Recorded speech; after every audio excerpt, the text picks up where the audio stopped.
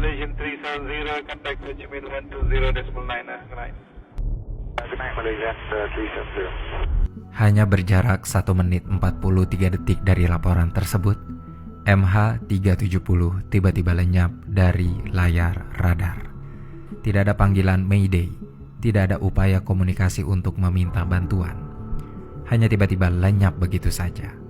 Hilangnya radar pelacak ini menunjukkan bahwa transponder di pesawat berhenti berfungsi atau bisa jadi sistem dinonaktifkan secara manual oleh seseorang di dalam pesawat.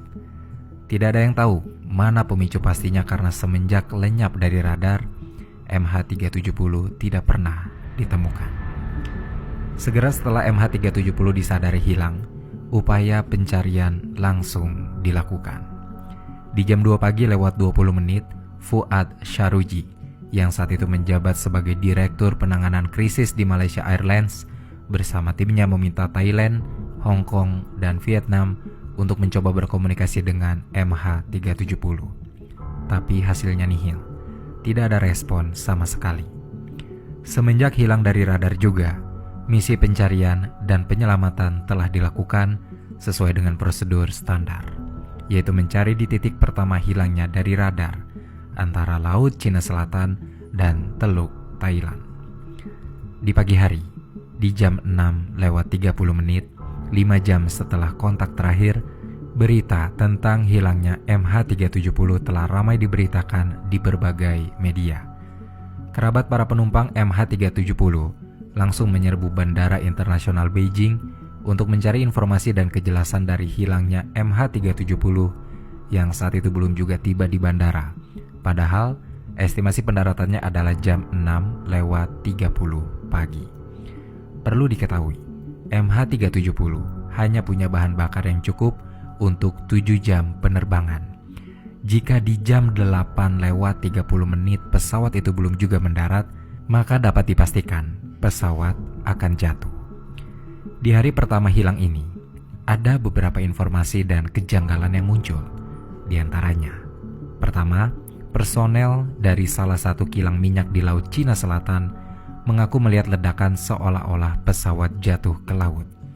Kedua, pesawat Angkatan Udara Vietnam melihat 2 tumpahan minyak besar di ujung selatan Vietnam.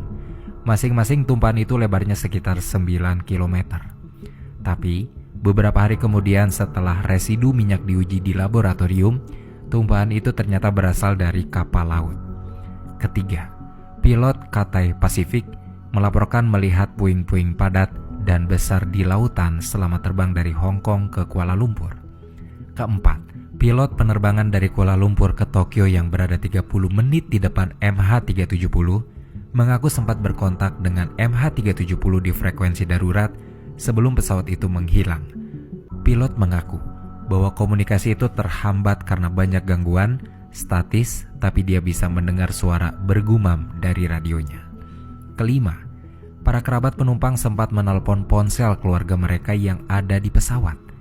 Tapi, bukannya tersambung ke pesan suara, panggilan itu masih berdering. Say they've called their loved ones' cell phones, and instead of going straight to voicemail, the phones continue to ring. Salah satu keluarga dari penumpang MH370 bahkan sempat mendapat panggilan dari ayahnya yang berada di pesawat.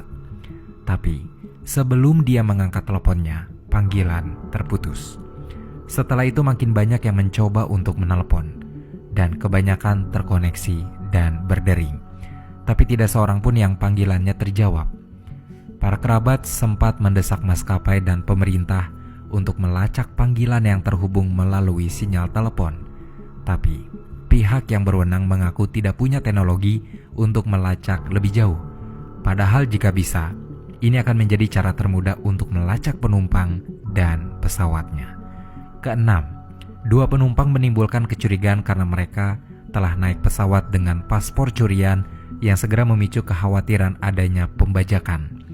Tetapi segera kecurigaan ini terbantahkan ketika investigator yang menyelidiki latar belakang mereka tidak menemukan bahwa keduanya punya hubungan dengan organisasi teroris dan mengidentifikasi keduanya telah melakukan perjalanan dengan paspor palsu karena ingin mencari suaka. Waktu dan usaha saat itu habis untuk memvalidasi informasi yang muncul. Rumor-rumor liar yang dilengkapi dengan teori konspirasi juga mulai beredar di media sosial. Mulai dari rumor pembajakan, kegagalan mesin, alien, meteor, pesawat yang jatuh di hutan Jawa, dan upaya bunuh diri pilot. Tentu sejauh itu tidak ada yang bisa dipercaya karena tidak ada bukti. Di tanggal 9 Maret di tahun 2014, 24 jam setelah kontak terakhir, jika MH370 sudah mendarat di bandara manapun, kemungkinan maskapai sudah mendapat kabar. Tapi kabar itu tidak terdengar dan sekarang sudah pasti MH370 telah kehabisan bahan bakar dan mungkin terjatuh yang entah di mana. Belum ada informasi lagi karena puing pun belum ditemukan di titik terakhir menghilang. Banyak orang yang merasa aneh dengan hilangnya pesawat Boeing 777 ini.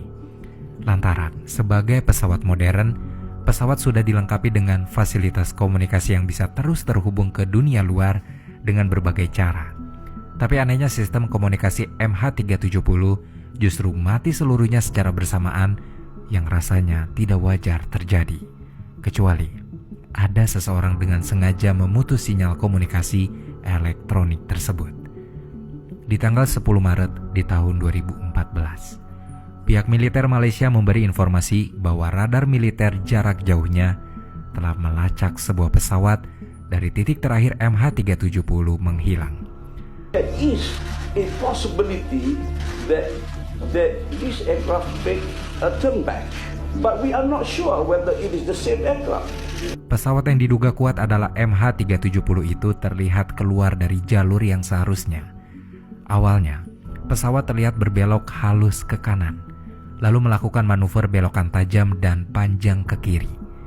MH370 kemudian berputar kembali ke semenanjung Malaysia dan berbelok ke kanan di dekat Pulau Penang, menuju barat laut melintasi Selat Malaka, lalu hilang dari radar militer tepat di utara Sumatera.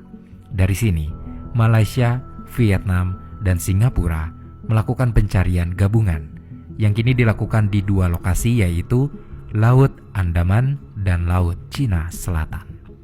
Di tanggal 11 Maret di tahun 2014, 40 kapal dan 34 pesawat gagal menemukan tanda-tanda keberadaan pesawat MH370 di dua titik pencarian. Di saat yang sama, pihak keluarga korban MH370 telah mendesak Malaysia untuk segera menemukan pesawat. Through water bottles at officials in frustration, they want some answers. Why are you stopping and speaking to the relatives? Excuse me, sir. Why are you stopping and speaking to the relatives? Told him